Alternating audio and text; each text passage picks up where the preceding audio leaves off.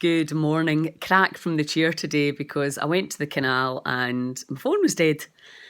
So I thought, oh, well, I'll just do it from the chair. So, wow, supermoon on Wednesday night.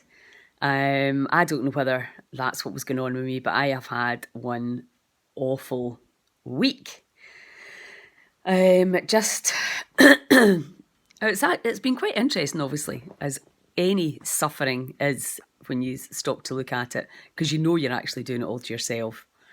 And I was believing a few things, and I was feeling very sorry for myself. And my heart was broken and actually hurting. My heart was actually hurting. And for the first time ever, I actually thought, well, just cry.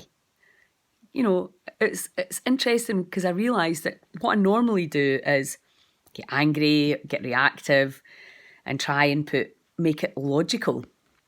But this time I was like, no, you're hurt, you're sad, and obviously lockdown, right? So it's just me in here, myself feeling so freaking down and low and unloved. I mean, that's how I felt.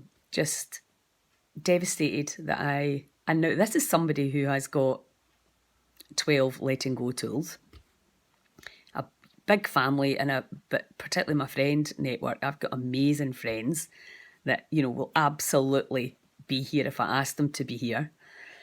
But what was interesting was how difficult it is to actually articulate how low you're feeling, how hurt you're feeling, and what do you actually do about it, particularly in lockdown. And when you feel that bad, I've got the tools, obviously, that I use daily. I was doing a lot of tapping on my judgment of others and how they had made me feel, although I 100% know that my feelings are my responsibility.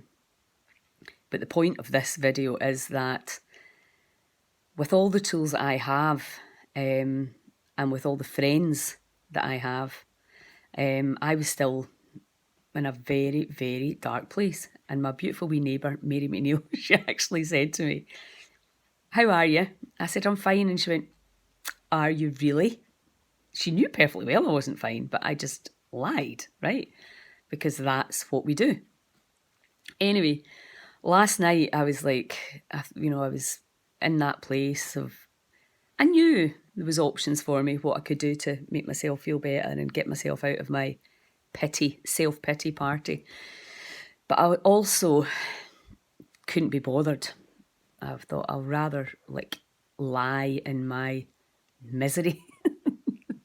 And then a couple of things happened, which I'm not going to tell you about because they're possibly out with the guidelines. But I tell you right now, they were essential for me. And the whole reason of me actually, admitting and confessing to how bad I was feeling and how sad I was and how hurt I've been, is what about the people that don't have these tools? Suicides apparently are up 75%.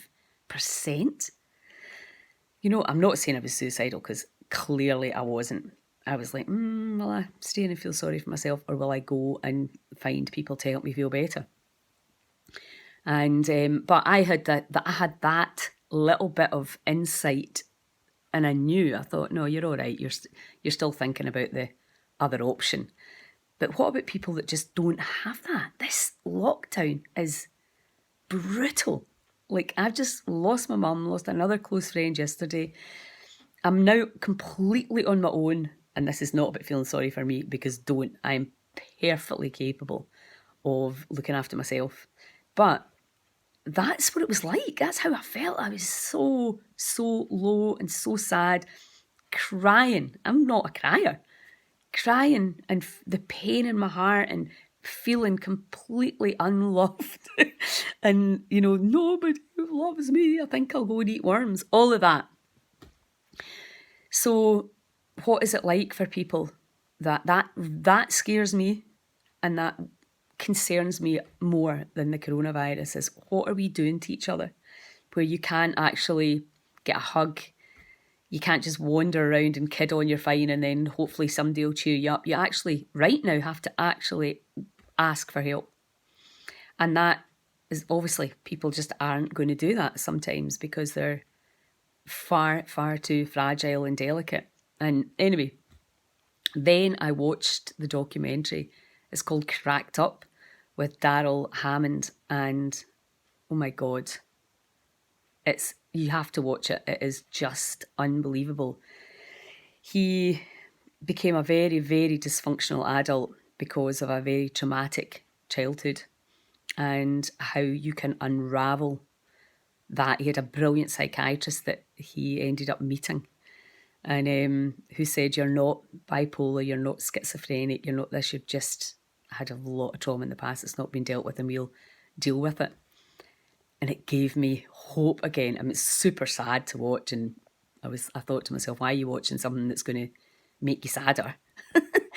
But in actual fact, it gave me hope and absolute joy to realise that there are people who understand that all of that negative stuff, it's clear for me I was just having a bad week. Things had happened. Lost my mum. There was very obvious reasons for why I was feeling like that, but what about the people that feel like that all the time because of their childhood trauma? It's so sad and awful to think that we are not being compassionate, we're not being human, we're not loving each other because of the ego, because of our judgment, etc.